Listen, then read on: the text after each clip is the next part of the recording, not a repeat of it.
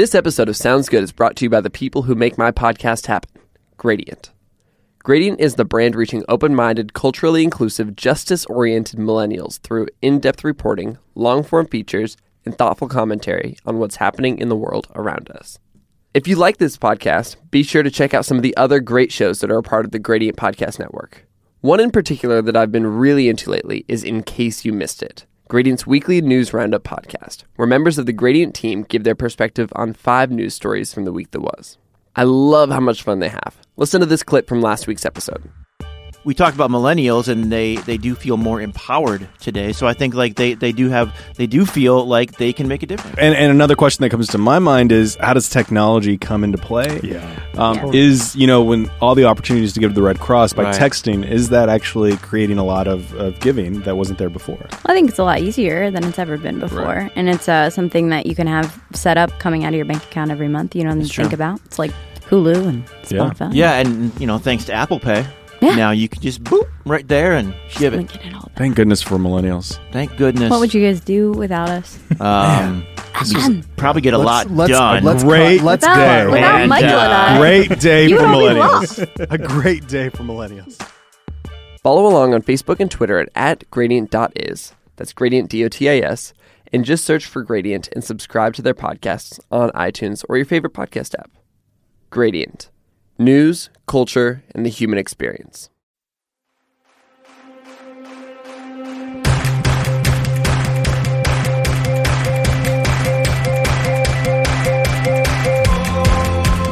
Hello. Brandon Harvey here with this week's episode of Sounds Good, the podcast where every single Monday I sit down with an inspiring person and talk about happiness, overcoming struggles, and living a life of intentionality and wonder.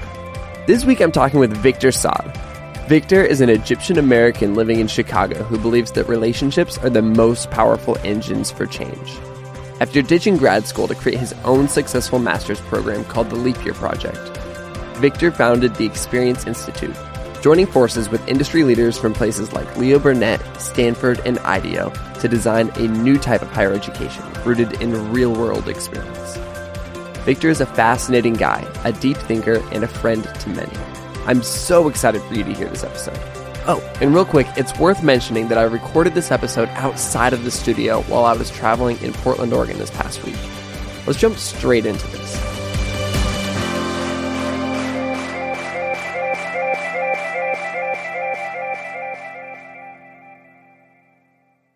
Okay, you guys, I am here with my good friend Victor. Victor, welcome to Sounds Good. Thanks so much, Brandon. It's really good to be here. This is so good. You and I first met, like 9 months ago, 8 months ago in my city of Nashville. You were in town. Right. We were both speaking at a conference, and we even, I think, ate some chicken afterwards or something. We did. I was totally alone afterwards, didn't know where to go, and you were kind enough to throw me in your backseat and take me to some great chickens. I don't even know where we went, but it was fantastic. Man, that was fun. And it's cool because the person that hired both of us to be speakers there, he walked up to me and he said, "Hey, you're speaking right before this guy named Victor. I put you before him because I think you guys are going to be good friends." And I think he was right, because I've loved following along with everything you've been doing since we met. I was obsessed with the talk that you gave and the story you told about your life and education. And now you get to be on my podcast. This is so fun. Awesome. The world is a good place. The world is a good place. I just want to jump right into this and be like, you're in this really cool place in life right now where you're innovating, you're creating, you're taking risks, you're encouraging others to do the same. But I kind of just want to back up and be like, okay, who is this Victor guy, and how did he get to this place where he's doing this stuff? Because I don't know, I kind of reverse engineering, what makes you special, but also how can other people do this with their own life? So what did you want to be when you grew up? Did you want to be this entrepreneur, education genius? Well, those are really kind words. I don't think of myself as any of them, but what I do think of myself as is someone who likes to solve problems. And that's been the same way from the second my very first memories, right, were trying to kind of re-engineer our gazebo in my backyard because I thought the steps were too high for me. So trying to put boards so I could walk up or ride my little tricycle up the steps. Like I've always been a little bit of a problem solver. And I thought that would lead me actually into medicine. My family is Middle Eastern, and everyone on my mom's side is a doctor, and everyone expected me to either be a doctor or second or third place might be a lawyer or engineer. But those professions obviously didn't fit me for a couple of reasons. Most specifically, my parents divorced whenever I was in middle school, and it rocked my world. And my heroes were actually a group of guys who were working at a local church, putting on an after-school program, and for people that just wanted to connect or get counseling on something or even tutoring on schoolwork. I just found a bit of a home there, and watching them do their work and watching my teachers and soccer coaches and band directors and all these people working with students and changing our lives. I was like, wow, I think this is where I want to spend my days. How I want to make a living is actually working with students. So interesting. Yeah. So if your world was rocked at middle school age and you're like, okay, maybe I don't know if I want to be a doctor as much anymore. And that means you wanted to be a doctor at like elementary school or younger. Oh my gosh. Which is from like crazy. Oh yeah. My Halloween costume was Scrubs, like for most of my life. Yeah. It was like embedded in who you were and what you were doing. Those are formative years. Yeah. And then absolutely. Like that's a total game changer to shift from that to being like, I want to do this thing that's a little bit less. It's a lot less tangible. There's not a Halloween costume for what you kind of transitioned into. No, I suppose maybe either like maybe a hoodie and a button-up shirt, like a blue Oxford. I don't know, and khakis. I think it is less tangible. Obviously, my parents moved to the States to raise, to make sure we had a better life, and I think also studying medicine and being a doctor meant, a more secure sort of salary and livelihood, and education not as much, depending on which direction you take it. So I think my parents were a little bit concerned, each of them. I brought them into the same room to tell them whenever I was like 16, 17 years old. Brought my divorced parents and like had to have a sit down chat that I wasn't going to be a doctor.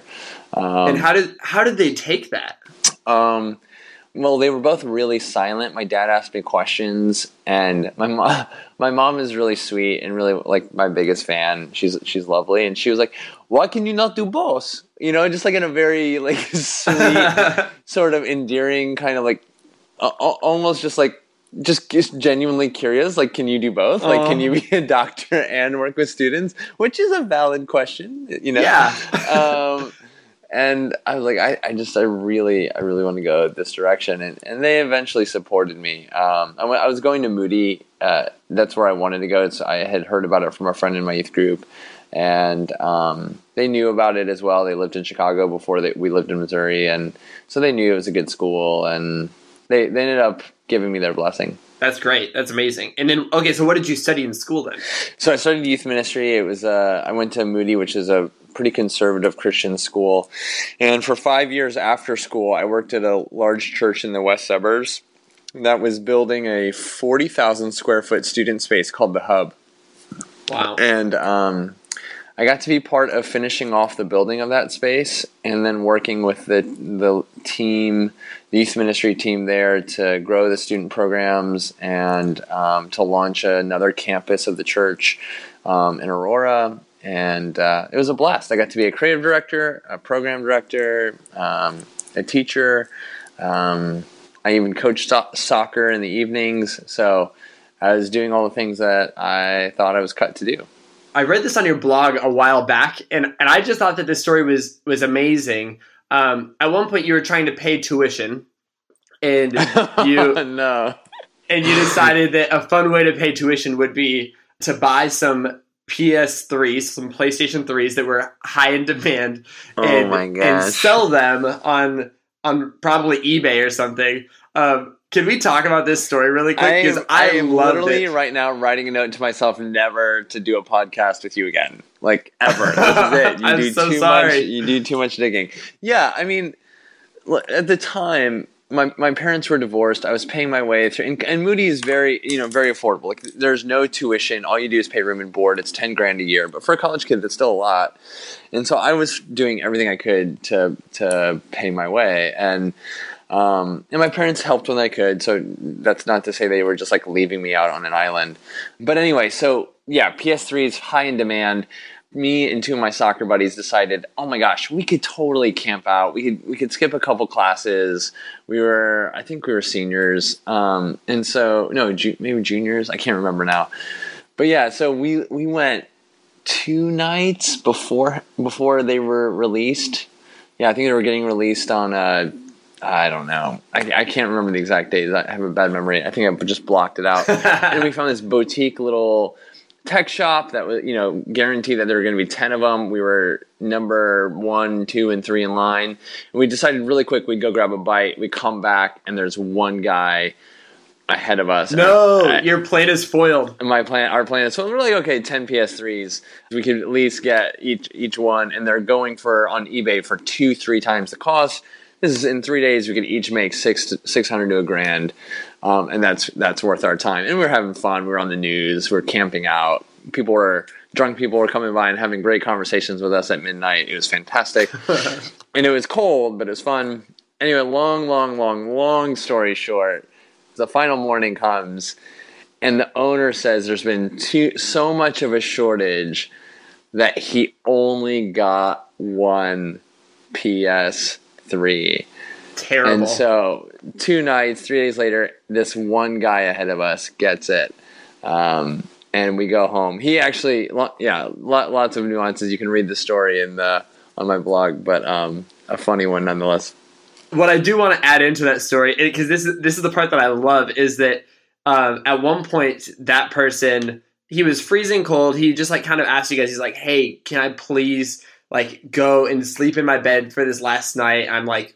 I'm freezing, and your friends and you are just like too nice about it, and you're like, yeah, go ahead, man. Like, no, I'm not. My friends are. I'm the jerk in this scenario. I'm like, no, you lose your spot. My friends are like, no, we're good guys. We want to be good examples to this guy. He'll like, we can be kind. And I was like, no, you have to pay us at least. And so I asked for $100.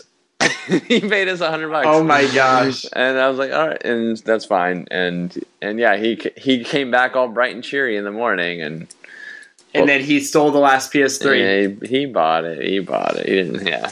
So the reason that I like this story is because it says something about who you are becoming at this time. Like, I mean, I would be pissed. I would do the exact same thing where I'm like, okay, no, you need to give us I think what I would have done is I would have said, like, you have to get behind us in line when you get back in line. Right. But in your blog post, you talked about how taking risks is like anything else. It takes practice. And, you said, like, sometimes things don't work out.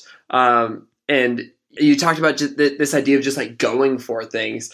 And the fact that, like, at the end of the day, like, you did not get what you set out for. Like, you wasted a few of your days. But if you think about it in this way of, like, okay, I wasted my time. I wasted, like, my energy, and I didn't get that money, then that's a bummer. But if you think about it as, like, I had this great experience with my friends, I came back with a story, came back with $100, like, that's a pretty cool spot to be. Yeah, I mean, Brené Brown talks about it in her book Rising Strong, the story you tell yourself. That's the story that matters, right? And I think there's a lot of things that happen in our lives where we take risks and they don't pan out.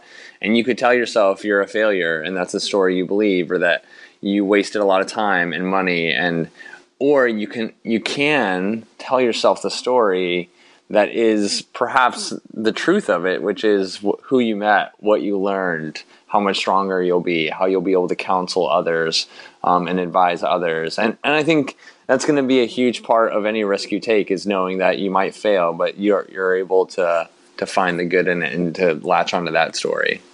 Yeah, that's what I like about this story. I don't like the part that you guys, that you did not have a positive experience, and I'm so sorry for bringing that up. Well, no, don't. I mean, literally, like, you will not find that on the internet anywhere else besides my blog and this podcast. So if you're listening, welcome to a secret door into my world. Oh my gosh. Okay, anyway, so graduate college, you're doing all these amazing things. You're kind of falling in line with these things where you're like, I think this is what I want to be doing. But you had kind of an idea pop into your head. Like, what was that idea? Well, I mean, generally speaking, I'd started learning about this intersection of for-profit and for-purpose businesses. Social enterprise is another name for it. And I had learned about it from guys like Blake McCoskey at Tom's and Jake Harriman from Nuru, Billy Williams also from Nuru, and Charles Lee from Ideation. I mean, a whole slew of these folks. I thought, okay, maybe I should get an MBA in social enterprise. I'm in Chicago. Northwestern's right here. They have a great program, University of Chicago here. And generally speaking, Chicago is just a great college town. There's all sorts of great places to learn more about business and design, for that matter, another passion of mine. And so I was like, all right, I'm going to take what I've learned about education, about launching this, $4 million, 40,000 square foot space, and I'm going to channel it all into an MBA and perhaps be more on the kind of building side of these organizations and ventures, not just the implementation side of it. And so 9 months of studying for the GMAT and all sorts of college visits and getting ready to attend, to basically get my master's. That was the goal. So you jump into getting your master's and you're like going down the business school trajectory. That's right. Yeah, actually, so I didn't even start. I've done my research. I'd taken the GMAT, gotten my scores to a good place, and about 3-4 months before I would have started, it was April of 2011, and I'd wanted to start in the fall. I had decided the cost and the style I was just trying to force it. I couldn't figure out how I'd pay for it, and I couldn't figure out. I couldn't reconcile the difference between what I really wanted to do, which was really experience a lot of different things, versus what I was about to do, which was go to one school, one campus for 2 years. And you just didn't feel like you wouldn't get out of it what you were putting into it. You didn't feel like it was going to add the value. Yeah, and at that time too, there was a lot of talk about this. There were a lot of people writing about this fact or this idea that maybe there are other ways to learn, and maybe the ROI on a master's degree or even a college degree weren't matching up to what everyone had thought they were. Well, and I'm a little bit younger than you are, and so I was probably maybe at the tail end of my high school career at the time that this was happening. And I remember being in high school, and I watched, I'm sure you've seen it, Sir Ken Robinson's TED Talk about the education system in America. Yeah. And he just not even just the American education system, but just like the Western education system, where education is at in the world right now. And it blew my mind. Like it rocked my world. And for like my last 2 years of high school, every paper that I could write about where I had the option to write was like an in-your-face paper to the education system. Like I was so intrigued by this idea of what if education, even down to the high school, middle school, K through 12 level is not where it needs to be. And I had the same doubts about higher education as well. I, for a long time, considered not going to college, considering something that was more experiential. And so I think that really was a thing that people were talking about. And I definitely was experiencing similar feelings. Yeah, I think the recession did a number on us. Anyone who was thinking about taking on a lot of debt, anyone who was thinking about just the not only the debt, but then also thinking about what their income potential really is, and other ways to get there.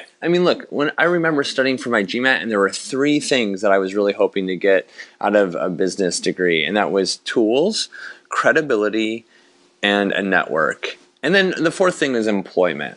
So practical tools, credibility, a network, and then employment. And I was like, okay, if that's the problem, going back to being a problem solver, if that's the problem I'm trying to solve for is the lack of those 4 things, is an MBA the only way? Yeah. And the answer was no. Yeah. Okay. So the answer is no. And so you just stopped dead in your tracks at that point? Yeah. The answer is okay, well, what else would you do if you needed those 4 things? Yeah. Totally. Then it was like, it was just, imagine, looking at a box, like a brick wall, and all of a sudden all of those bricks come shattering down and you just see nothing but white space. And then someone puts a paintbrush in your hand. Like, all right. What else could we do? And so then I just started talking to all sorts of people, genuinely asking them, what would you do if you were going to take a year and learn about the thing you were most curious about? How would you design a master's, or what risks would you take to learn, to grow, to change something in your life? And with every conversation, people were giving me new colors to paint with and to think, new ideas to think about. At one point, early April, it all kind of came together that I could design my own year. And through this process, what kinds of questions were you asking these people? Almost help me understand if I were kind of in a time where I was like, okay, what am I trying to do here? What do I want to do here? What are the questions I could ask that would give me that paintbrush to paint things with new colors? Absolutely. So I think one of the first things I did was just to think about who it is I really, really admire and what things I was watching and paying attention to. And trying to sit down with those people, ask them how they got to where they are, and then ask them what steps they would advise me to take to get to a similar source of place.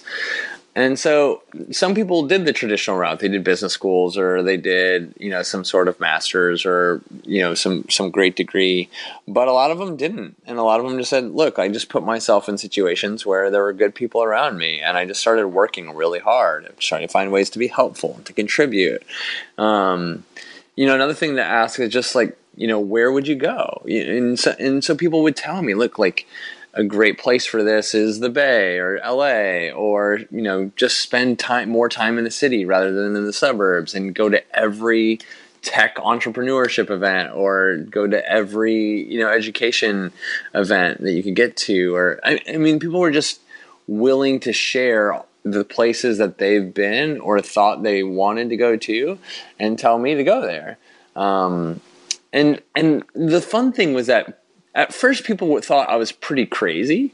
They were like, okay, maybe you should just go to school, at the very, very beginning. But I was like, no, let's just start from scratch. Let's just say I had the time to design this year, and let's just start from scratch. And I think by the end, they were designing it with me. That's cool. They kind of came around to the idea. Totally. And now all this is happening within a matter of weeks. This is April. Oh, wow. Yeah, this is April. I'm looking at kind of starting a program in the fall. And I also have a full-time job that I love. And I know that if I'm considering anything major, I need to tell my job what, that I'm leaving. And I want to give them enough time. I want to be able to hire the next guy or girl to take my position. And you like your job. And so this is I would imagine it's kind of a hard thing to process. Totally. Huh? Yeah. I love my job. I loved my students. I was doing just fine. But I just knew that I was 25 and I had nothing really holding me back from trying something really out of the ordinary. So, but I had to decide pretty quickly. So I was talking to people nonstop about this every evening, every early morning, every lunch break. Even my own students were giving me ideas, which was fun. And so by May that year, I had decided to go for it. Okay, and so this is the defining moment. This is the change. This is the shift. This is where you jump into something new. And it seems that this moment created the trajectory for what your life has been since then, right? Up through now. What did you feel like in this moment? Did you feel like you were onto something big? Did you feel like you were just experimenting? Were you nervous? Were you excited? Were you confident? What was that like? Yeah, there were a lot of things that were coming together that made me excited. Even the fact that I had called it Leap Year Project, and I didn't even know that 2012 was a leap year. So this was in 2011, and I literally still have the tweet of my friend, my best friend Tyler Savage, tweeting me saying, "Hey, next year is actually a leap year. You should do something with that."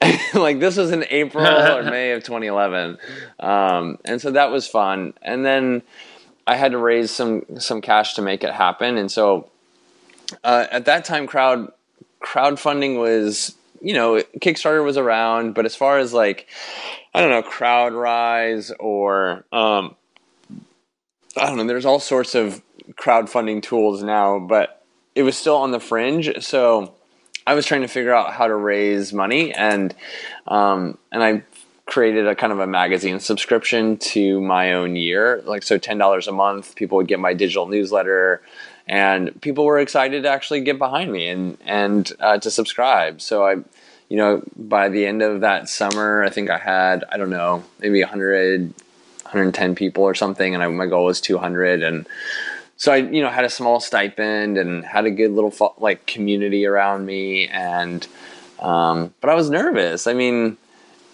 gosh, like at the time I went from having hundreds of students. I was on a team of 7. I mean, almost overnight, I was alone in a basement, like a basement apartment that I was renting, like just with my own time, like twiddling my thumbs, Luckily there was a local design agency who I really respected the founder of it, Justin Ahrens, and he let me work out of there a couple days a week, which was awesome. And I just started building like a website and started thinking about what the year should actually entail. And that's when we came up with 12 projects, 12 months, so people could understand what I was doing. 12 projects, 12 months in 2012. If you were to like sum up your thought process, like, I am doing this because X, it was like, what was like almost like the mission statement for why you were creating something for this year? I think at the core of it, I mean, there was 2. There was one, the grander picture of higher education I thought was broken. And so this was my problem solving. This is me like building the ramp up the stairs to my gazebo. Like, there's another way. I'm going to design my own. And then specifically for me personally, like, I wanted to gain as much experience as I could in the areas that I was passionate about, so I could link those experiences and know kind of what to do after I was done with the year. Gotcha. And yeah, I mean, at the end of the day, like that for profit, for purpose, and my role in building those kinds of companies. That's amazing. And so 12 months, 12 projects, what did that look like? Did you start organizing immediately? Like, what was your first step? I think, first of all, knowing, okay, design, business, and social change, that little triangle. And then I think the other side of it was having a community of people that I can rely on and actually help me think through where I should go throughout those 12 months. And so asking them, filling them in on what I was going to do and asking them for ideas for where I could go. And so people just started introducing me to business owners, creative directors, CEOs, all sorts of folks. And I just sat down over and over and over again, pitching people on this idea of being in their space for 4 weeks while I find one problem to solve. And I just wanted to interview their staff, find the thread, find the challenge, and then try to pitch them on why I should be there for a month. And a lot of people were just like, look, this is really cool. We're busy. We don't have funding. And I wasn't even asking for funding in most cases, but still, like, a lot of people said no. And then, but eventually, like, someone said yes for January, and I was off to the races. I didn't have every month set, but like, that 1 month is all I needed to get started. And then that person introduced me to the next one, and then the next one. And then all of a sudden, like, people are asking me, like, hey, do you want to spend some time here? And it was cool. Like, I was writing about it every week, every month. I was starting to do some talks and presentations about what I was doing, and all of it started working together. I mean, it took time, and there were a lot of no's and a lot of loneliness. But yeah, I think it started catching by month 4 or 5. That's amazing. I mean, I think that a lot of the best things in life come with a lot of no's. The fact that you stuck with it and you pushed through those no's until you got your yeses, like that. The fact, like, that weeds out a lot of people who aren't passionate enough. And you had the passion, you had the drive, you had the determination, and it's paid off. You got to do this. And so you get to the end of this year, and what were some of, like, the highlights of that entire year? Like, what were some of the best opportunities you were given? Yeah, so I mean, and I think first and foremost, just to go back to that community piece, my friends were rocks. Like, they were the ones who kept me going, and I think kept me committed to the whole idea, because there were definitely some months where I was like, this is stupid. I should have done an MBA, and I'm almost like, whatever. I'm almost at my wit's end. But the encouraging times were one of the first kind of bigger experiences was spending a month with Jake Nickel, the founder of Threadless in Chicago. And that was a legit company. That wasn't just like a small agency or a nonprofit. Well, the nonprofit in Cairo was awesome, but they were tiny. But Threadless was kind of well known and had a really great following. And they were, super, gracious with just letting me into their company and spending time with them. So Jake had even offered me a job to stay there, and I was like, that would be awesome. By March of 3 months in, and I actually have a whole new opportunity here. But the more we talked about it, the more he was like, actually, maybe you should finish, because this is really rad. And amazing. So that was cool. And then an architecture firm in Seattle that let me spend time working on Microsoft's healthcare facility. Dang, no big deal. Super cool. Like, I don't know anything about architecture, but I learned a lot that month. And the guy teaching me he's still one of my dearest friends. And it was just gave me a lot of. He just threw me in the deep end, So, and that's what you wanted. You wanted experiences. Exactly. Yeah. So there were a number of them, but those were a couple that really stand out. Alex Bogusky in Boulder. Amazing ad guy, pretty polarizing if you look him up. But just for some odd reason was kind enough to let me work on some of his projects, and I just learned a lot about communication and messaging and community building from him. And to this day, he's still just a good friend. So that's really cool. That's amazing. And so you came out of this year, you were expecting experience, you were expecting network, and you were expecting a job opportunity, right? So tools, credibility, network, and employment. So I think those are the things that people go to whatever a master's for. Totally. And so you come out of the year. Did you achieve all of those? Yeah, I think so. And then there was this whole other piece of just self-discovery that I didn't even know to list, right? And just learning a lot about what I was good at and not good at, and who I am when it feels like everything is pulled out of the rug from underneath me. So all of those things. And then I had received several job offers. Nearly every company had offered some sort of continuation of my projects, or even all the way up to full-time positions. So it was a really incredible year. There was just enough kind of curiosity and I think wonder about the future of higher education, and I had just kind of stumbled into that whole conversation. There was a lot of talk about online learning and the power of online learning, which I totally get and I'm behind. But I also had just done this incredible year where I was in spaces, not online, but working with amazing people, getting just these rich experiences, and it made me wonder if we could do something with what I had just done and actually build a place where people could do something similar. And the cool thing is, spoiler alert, you did. You spent the last 3 years since then making this bigger and bigger and inviting more and more people into this. Catch me up to speed. Yeah. So in 2013, I staged my kind of graduation at the TED Talk in Chicago. So TEDx Windy City. That was so cool. Yeah, it was a fun way to culminate the year, cap and gown and all. But more importantly, it was a great opportunity to talk about what we can make out of this year. And Experience Institute was the kind of next iteration of all of this, and that's been this. It started off with a grad program, a program mainly for graduate students, though we've had a couple of gap year students come our way as well.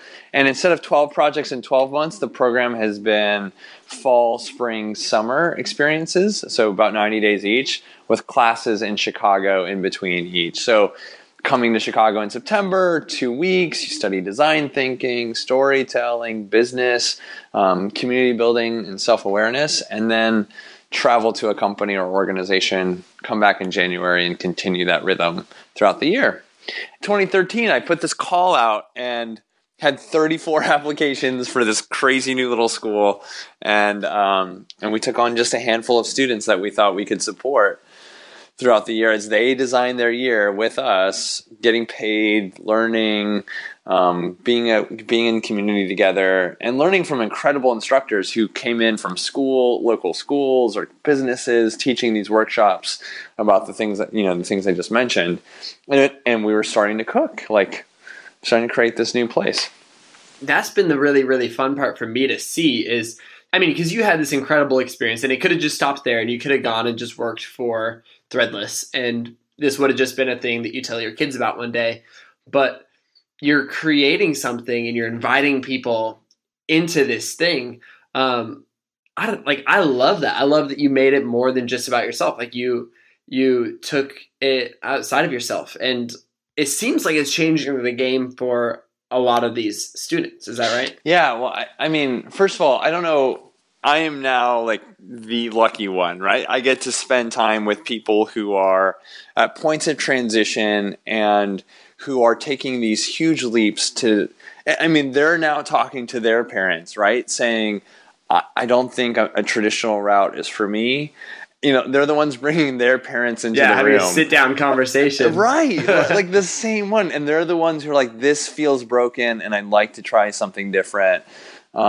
It's a huge risk for them. And I get to be on the front row. I get to be, not only on the front row, but I get to build a team around those students, those individuals.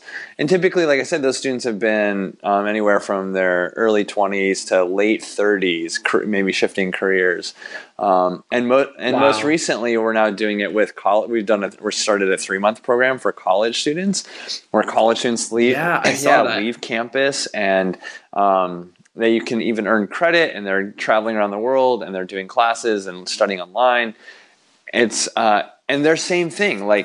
I get to work with students who are wanting to reimagine, re-envision what their education could look like, and ultimately what their lives could look like. And so it has been an incredible journey to be a part of each one of these people who've done it. What I love about this is that all these people who are joining in, they totally have a different story, but I would imagine, and you kind of mentioned this before, they're sitting down, they're having a conversation with their parents, and it's embedded in the name, leap year. You're basically inviting people to take a leap, to take a risk. And you've talked about this plenty before. I remember you talked in the talk you gave in Nashville, and you said something along the lines of I'm one of those guys where I learn best when I get uncomfortable, and you're kind of inviting people into being uncomfortable. And I want to just have a discussion really quick about this idea of being uncomfortable, because I'm the exact same way. I definitely am the kind of guy where I learn best when I'm uncomfortable. I get so freaking nervous about some things. When I spoke at that thing right before you, I was so nervous to be public speaking. Yeah. And the first time that I did this podcast, I was interviewing a friend, episode 1, Taylor Tippett. We're good friends, and I was shaking in my boots. I was so nervous to talk to her.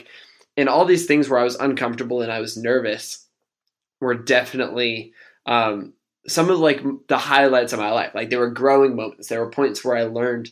And you said that you're one of those guys where you learn best with that.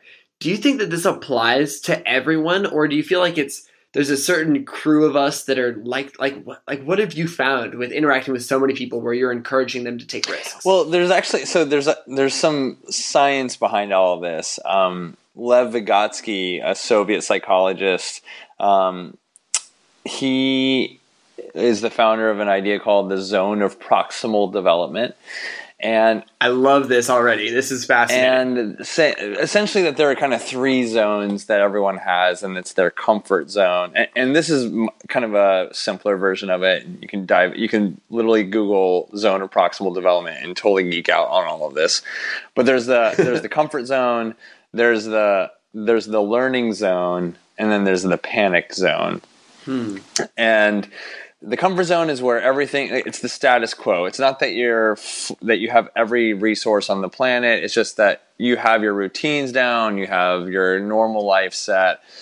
But there's something that pushes us to kind of begin wondering what else is out there, whether that's a pain or a life situation or a challenge or seeing something, having access to something, and you wonder, should you kind of take this leap kind of out of that comfort zone and into something new? And that's when you're in the learning zone. And the learning zone is where there's something that you don't know that you have to figure out. You have to piece things together. You have to rely on the things you've learned up until now and make new connections between those things so that you can figure it out. And that's where you were whenever you were going to speak. You knew how to speak. You know you have a good story. You know you're an incredible photographer, but you have to piece all of this together in a new way for the small, packed room that's all there to see you. And that's that you were in your learning zone there. Now, everyone also has this panic zone where you get to the edge of what you know, so far away from your comfort zone, and you feel lost. You've lost your sense of home. You have no confidence left. Maybe you lost your bearings. This is kind of like where you freeze, or this is like if you get pummeled by waves and you don't know which way is up. This is what's happening in your head or in your heart, and those are common moments for everybody. And the only way back to the learning zone is through that community of support or through some sort of anchor that guides you back. Otherwise, you're just going to want to shut down and go all the way back. And I think our most transformative moments are when we take those leaps from comfort into learning, when we come up to the edge of panic. I think that is when our lives change, our relationships forge, like our new relationships become something that lasts. And I think the coolest part, Brandon, is that if you stay in the learning zone, what happens is your comfort zone actually expands, and that's the goal of learning. That's the goal of leaping, is that you get more comfortable in situations that you once thought would be impossible or daunting or too heavy. And so I think that's why I love this work, right? Like that's helping people zoom beyond that or go beyond that. This is like just changing the game for the way that I see things. Like this totally makes sense to me. And what I love is that you have essentially engineered a program that pushes people to the edge of their comfort zone right before they hit panic zone, but they've got this group of support. That's amazing. And so when they get back, their comfort zone is bigger and bigger, and that's essentially what a new experience is. And so when they jump into their new career, they have so much more experience than somebody who just stayed in a traditional comfort zone, in a traditional, just normal, like, career path. That's fascinating. So this isn't just a cool idea. This is like working on a straight up like sociological level or like a straight up like psychological level. Yeah, I think so. I mean, that's the hope. I mean, on one hand, we want people to leave EI with that greater sense of confidence and agency. I think on the practical work level, I think also they have a greater body of work from the year. And you know, one of the things about the way work is changing is that you need to have more of a portfolio. Just even if you're not in a creative field, you need to be able to show what you've done, and you need to show that you've done it in a couple different contexts, and that helps you stand out. And so, you know, EI gives you that chance to both like push yourself, but also to build that portfolio for the sake of your next step. Man, this is so fascinating. I love this. I love that you're doing this. I mean, so you've got all this happening. You've got college students doing summer programs. You've got full-on like people who are making shifts and changes in their lives, you're encouraging them and giving them the tools and abilities to step outside their comfort zone. Like, what is next for you guys? Like, what are you innovating on? What are you pushing yourself with right now? I mean, a couple of things. So, you know, I think about EI in a little bit of a funnel, and, you know, the year-long program is probably the smallest part of that funnel because there's 10, maybe 15 students a year who do it. In fact, just a shameless plug, applications are currently open for that fellowship. So amazing. But and then the 3-month program, which will happen fall, spring, summer, that's kind of the middle of the funnel. It's there. We can take more people in that program, and it's for college students. But I'm curious, how do I support a wider group of people? And whether they're in their careers or they can't make it into a 3-month or 12-month program for whatever reason. So I'm curious more about what is the process for designing education, and how do we put it into a beautiful set of tools? And so we've been thinking about, and just last October put it on Kickstarter, a kit of parts that helps you design a project or experience based off the thing you're most curious about, so that you can build that body of work on your own. You can push yourself on your own. So Leap Kit has been that kind of most recent project, and we've been using Leap Kit so there's a poster and there's a journal. And a deck of cards and so on. It's almost gamifying it. And we've been using it in different contexts, whether it's in the workplace. We have 20 people every quarter doing it at Leo Burnett, a big creative firm here in Whoa, that's amazing. Yeah, it's been awesome. They call it Leo Leaps. It's a kind of professional development program, and we have people just using it in their schools or in their churches or in their homes, like just their family. And that's been really fun because it's less about people coming to EI. As much as I love having people here, I want to see this idea kind of spread, right? Totally. And so I think the team and I have really been working to see if and how LeapKit can help spread this idea of making education something you create, not just consume. I love that. Yeah, you're democratizing it. You're making it something that people can own, fully experience it themselves. Yeah, I love that. Absolutely. Yes. Man. So that's been our most recent kind of plug. Obviously, the 12-month program and the 3-month program are the kind of in-person, deep in the weeds, helping people find experiences around the world that fit their skill set and push them intellectually and personally. But yeah, the kit's been a fun experiment. It's like our lab work, Dude, and I mean, I saw that video you guys shared about the whole process, and I think I saw it in person when we met, but it's freaking cool. Like it looks visually good, which is like, that's the biggest thing that tricks me into buying things is like, oh man, that's beautiful. But then from a practicality level, I was like, this is actually going to change the way that I do things. And I love that. And so you've created something really cool with that. Yeah, well, and it just literally we just shipped them out a couple of months ago. So I think the verdict's still out. I mean, there's been a good reception to it. Obviously, we're beta testing it in some interesting places. But all this stuff, I want to be very bold and confident and yeah, you're right, Brandon, it's going to change the world. But really, I'm gosh, I hope, it's like cooking up a dish and waiting till everyone tastes it. Now, as the artist side of me is I don't care if you like it. I think it's right, and I'm well researched, and I spent a year developing it with Stanford and an incredible group of designers and educators around the country. And then on the other hand, I'm it only works if you use it. And how do I make it more useful if you don't? So these are the things that just from the creator side of it, it's stuff that both excites me and keeps me up at night. Yeah. Well, that makes sense. It's like you use the metaphor of it being a dish, but it's a dish that takes people it takes a year to cook. Yeah. And so you've got to kind of see how it goes, and you'll be able to shift and change it. But you also have several years worth of experiences to back it up. So yeah. I'm excited, dude. This is great. Yeah, it's been a lot of fun. It's really, really meaningful.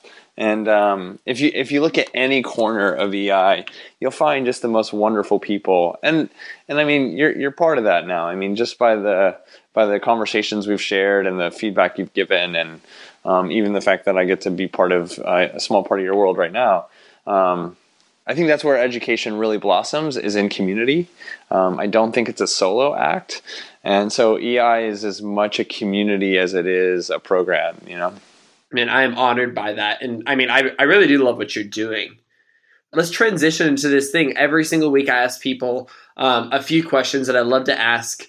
And so the first one, I normally ask people, how would you describe the kind of person you most admire in the world? But right there, built into your Leap kit, is this question. It's like, who do you most admire? And, on yours, I remember, like, because you shared it on Twitter or something, like, you shared the people that you admire. And so I would love for you to just, like, pick one of those people, unpack it a little bit, explain why, because we are the combination of, like, these people that we admire. And so I want to hear, like, where you're coming from, like how you became who you are. Yeah, I mean, gosh, I listed some pretty amazing people on that list. Everyone from Bob Goff, who I think you know of, to I love Bob. Ira Glass, Oliver Sacks, who recently passed away, whose memoir I just read, or Liz Danzico's the NPR creative director. I could keep going. Brené Brown, Elizabeth Gilbert. So I love all of them. Lots of amazing people. I think David Kelly, who's the head of the Stanford D School, or the founder there, Sarah Stein Greenberg, the D School team, in general, Eric Olson, that whole team has been incredibly supportive. And David specifically has, early on, for someone of his character, David Kelly is the founder of Ideo as well. He was really close with Steve Jobs, helped develop the mouse. He and his firm helped develop the mouse, which you and I both know, among a number of other things, from the kind of portable defibrillator to Dyson vacuums. Like those, his firm has been part of a number of incredible innovations. And for someone of that stature to just be so kind and inviting and accepting to a nobody, essentially. I mean, I met him right after I finished my leap year project and was trying to start EI. He's, a great communicator. He's really, really well kind of connected. He's an innovator, a doer, a maker. But it's, like I said, just is humble enough and kind enough to take somebody like me under their wing for just periods of a time. I mean, he's busy, obviously, but for him to engage in the conversations that we've had and, make the invitations he's made is really, really, really incredible. And I would say, some of these people I listed, I just haven't ever met. I just read their work. And he's someone who I've read his work, watched his talks, and then also just had the opportunity to meet, and so he's just has had a very personal impact. That's really cool. Those are all great people, but I love this idea that you got to spend time with this person that you admired and you thought was incredible, and a lot of people think is incredible, and you still liked him too. You know, like sometimes people are nervous that they're going to meet their heroes and they're going to not live up to their expectations, but it's cool that you can still say that after meeting him. Yeah, exactly. My next question that I want to ask you is, what are you consuming that you love right now? Like you just talked about reading Oliver Sacks' biography. Like what is inspiring you? And let's say specifically, like what's inspiring you in regards to education? So there's a book called The End of Average. And I just started that book. I think that, generally speaking, so the author of The End of Average is Todd Rose, and the book is all about how we succeed in a world that values kind of conformity or sameness or meeting certain people's expectations. Anyway, so just really talking about how we own who we are as individuals. And I think that ties really closely to the bridge that I'm trying to make between academia and our work. Like the fact of the matter is the future of work, all of us need to become experts in something. We need to know something or just be really passionate about something, almost the most passionate, the most ridiculously passionate about one or two things. And to maybe not forever, but at least for a few years at a time so we become known for that. And I think on the flip side, we need to support people really diving into something they're excited to make, do, create, change. And I want to, with EI students, I want to help them dive really deep into an area, or at least explore a lot of different areas so they feel confident taking the next however many months, years to dive deeper into a particular area because they feel like they're ready for it. So I think the end of average has been exciting. Fascinating. I love that. But I'm still in the middle of Rising Strong by Brené Brown, and I think she's so good. Better understanding relationships and risk taking is something I'm always reading about. So those are a couple of books. So yeah, I've got one more question to ask. This is one of my all-time favorites. Like Victor, based on the ways that you've chosen to step out and live your life totally differently, to take leaps, what's just like one thing that you'd encourage someone else to do in their own life today? Like an action step that they could take right now after this podcast ends? I would probably say something along the lines of pay really good attention to what's making you come alive. I think a lot of times we get really focused on what we think we want, or how we paint pictures of how we want to be in the world and how we want to show up in the world. But just for a second, look at the times when you have lost track of time, when you've been doing something that feels just so natural, so you're not trying to meet someone else's expectations or impress anybody else. You're being completely yourself. Who are you around? What are you doing or making? Like, just gravitate to those things next, and just make sure you can call those things out. It may seem silly when you start. You're like for me, I know one of the things I love hosting people. I don't know if I can make a career out of hosting people, but EI is I get a lot of opportunities to just host people for dinners and having people over.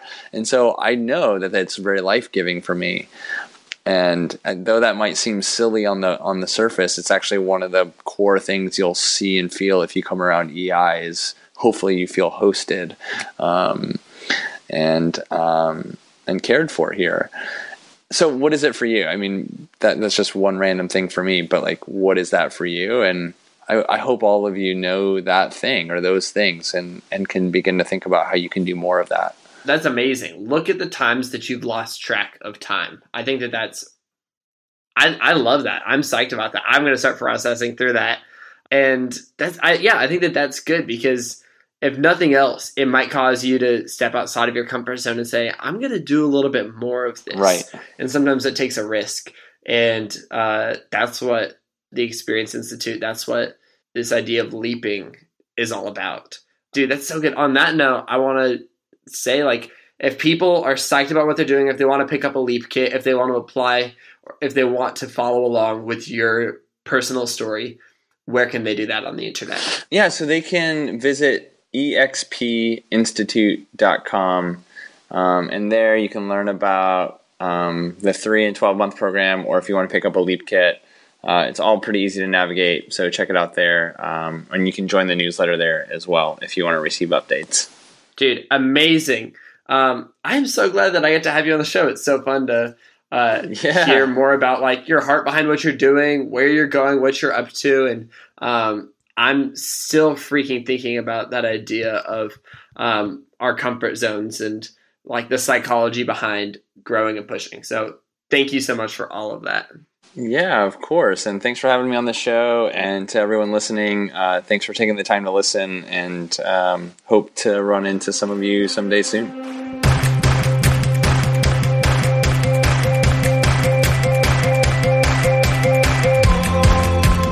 Sounds Good with Brandon Harvey is part of the Gradient Podcast Network and is created in collaboration between me, Brandon Harvey, and Gradient. Find them on Facebook and Twitter at @gradient.is. That's Gradient, DOTIS. And thank you so much for tuning into this week's episode. If you enjoyed the conversation, hit the subscribe button wherever you listen to podcasts. SoundCloud, iTunes, Stitcher, Overcast, whatever.